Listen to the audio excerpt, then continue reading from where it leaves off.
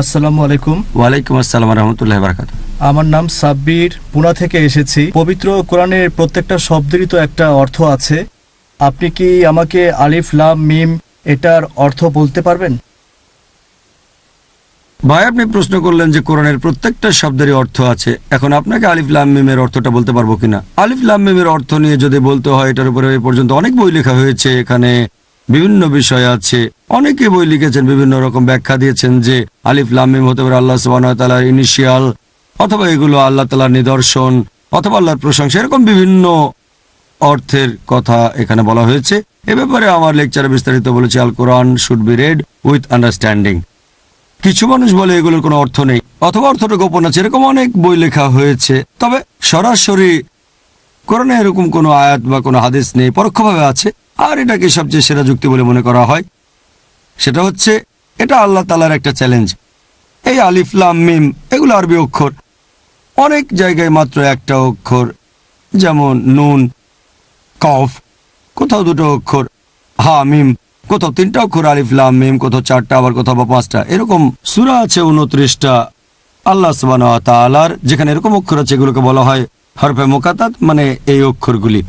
এখানে দেখবেন, আমার যেটা মনে হয় সবচেয়ে সেরা যুক্তিটা হচ্ছে যে, ধরেন এই কোরআন যখন নাজিল হয়, আল্লাহ তাআলা পবিত্র কোরআনে বিভিন্ন জায়গায় চ্যালেঞ্জ করেছেন। প্রথমে আল্লাহ চ্যালেঞ্জ করেছেন, কোরআনের মতো একটা বই লিখতে পারো কিনা, সূরা ইসরা অধ্যায় 17 আয়াত 88। আরেক জায়গায় বলছে কোরআনের মতো 10টা সূরা লিখতে পারবে কিনা, সূরা হুদ অধ্যায় 11 আয়াত 13। এরপর আল্লাহ বলেছেন কোরআনের মতো করে একটা সূরা লিখতে পারবে কিনা, সূরা ইউনূস অধ্যায় 10 আয়াত 38, যে কোরআনের মতো একটা সূরা লিখতে পারবে কিনা।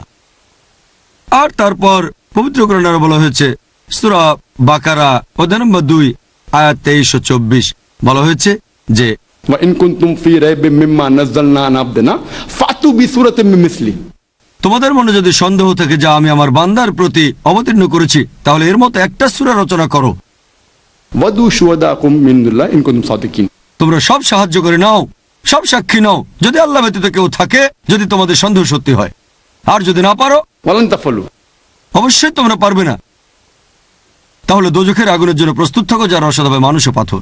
চ্যালেঞ্জ করা হয়েছে কোরআনের মতো করে একটা বই লেখো, তারপর একটু সহজ কোরআনের মতো 10টা সূরা লিখে দেখাও, তারপর মাত্র একটা সূরা, তারপর বলছে কোরআনের কাছাকাছি একটা মাত্র সূরা। মিন মিসলি। এই চ্যালেঞ্জ করেছেন আল্লাহ সুবহানাহু ওয়া তাআলা। যদি এখন দেখেন, আল্লাহ যখন এই অক্ষরগুলো ব্যবহার করে, আরবি অক্ষরগুলো ব্যবহার করেছেন, মুকাত্তাত অক্ষর আলিফ লাম মিম নুন কফ হা মিম, এটা অনেকটা আল্লাহ আরবদের বলছেন। পবিত্র কোরআন যখন নাজিল হয়েছিল, আরবি ভাষা তখন খুব উন্নত। আরবের লোকজন তাদের ভাষা নিয়ে গর্ব করত, আরবি ভাষা নিয়ে বড়াই করত। সে সময় আরব দেশে অনেক বিখ্যাত কবি ছিলেন আরবি ভাষায়। আল্লাহ বলেছেন আলিফ লাম মিম এগুলো তোমাদের ভাষার অক্ষর, আলিফ লাম মিম তোমাদের আরবি ভাষা, তোমাদের ভাষা দিয়ে আমি এই কোরআন রচনা করেছি। তোমাদের চ্যালেঞ্জ, কোরআনের কাছাকাছি একটা সূরা লিখে দেখাও। এটা একটা অলৌকিক। আল্লাহ বলেছেন আলিফ লাম মিম হা মিম নুন কফ এগুলো দিয়ে। যেমন ধরেন, এখনকার দিনে আমরা জানি মানুষের শরীরে কি দিয়ে তৈরি, বৈজ্ঞানিকভাবে জানি শরীরে পানি আছে, এটা আছে, ওটা আছে, কিন্তু মানুষ তৈরি করতে পারবো না। মানুষের শরীরে বিভিন্ন উপাদানগুলো আমরা বাজার থেকে কিনতে পারবো, কিন্তু মানুষ তৈরি করতে পারবো না। আসল জিনিস হচ্ছে জীবন। একইভাবে আল্লাহ বলেছেন এগুলো তোমাদের অক্ষর, আলিফ লাম মিম। ইংরেজি ভাষায় যেমন আছে ABCD, আলিফ লাম মিম হা মিম। আমি এই কোরআন লিখেছি, কোরআনের মতো একটা সূরা তোমরা লিখে দেখাও। এটা কখনোই তোমরা করতে পারবে না। ওয়া ইন কুনতুম ফি রাইবিম মিম্মা নাযালনা আলা আবদিনা ফাতু বিসূরাতিন মিন মিসলি। তোমাদের মনে যদি সন্দেহ থাকে যে আমার বান্দার প্রতি অবতীর্ণ করেছি, তাহলে এর মতো করে একটা সূরা তোমরা রচনা করো। ওয়াদু শুহাদাকুম মিন দুল্লাহ ইন কুনতুম সাদিকিন। তোমরা সব সাহায্য করে নাও আর সব সাক্ষী নাও, যদি আল্লাহ ব্যতীত কেউ থাকে, তোমাদের সন্দেহ যদি সত্যি হয়। যদি তোমরা না পারো, ওয়ালান তাফালু, আর যদি না পারো, দোজখের আগুনের জন্য প্রস্তুত থাকো, যার রসদ হবে মানুষ ও পাথর। আল্লাহ এখানে চ্যালেঞ্জ করেছেন, তোমরা কখনো এটা করতে পারবে না। তাহলে আমরা বুঝতে পারছি এগুলো আমাদের স্মরণ করিয়ে দেয়। একটা সহিহ হাদিসে এরকম বলা হয়েছে, বর্ণনা করেছেন হযরত আবু বকর রাদিয়াল্লাহু আনহু। আমি যুক্তিটা মানি, আর শেখ ইবনে তাইমিয়া সহ আর অনেক বিশেষজ্ঞ ব্যাখ্যাটাকে বেশি সমর্থন করেছেন। অন্যান্য ব্যাখ্যাগুলো হচ্ছে, আর আমার মনে হয় এটাই লজিক্যাল ব্যাখ্যা। সে কারণে আল্লাহ তাআলা আরবদের চ্যালেঞ্জ করেছেন, যারা তাদের ভাষা নিয়ে গর্ব করত।